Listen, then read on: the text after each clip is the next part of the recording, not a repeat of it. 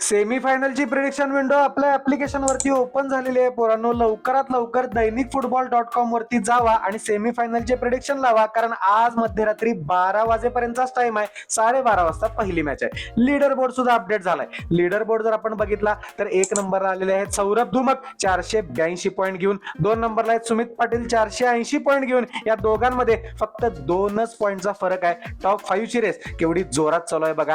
3 नंबरला शुभम आहे, 4 नंबरला प्रणव आहेत आणि 5 नंबरला गुरुप्रसाद यांचं नाव आहे. आता इथं विशेष नमूद करण्यासारख्या गोष्टी म्हणजे मागच्या विंडोच्या वेळी हारिस जमादार जॉईंट टॉप स्कोरर होते. एका क्वार्टर फायनलच्या विंडोचं त्यांना एवढं नुकसान झालेलं आहे की ते 6व्या नंबर पर्यंत पोहोचलेले आहेत.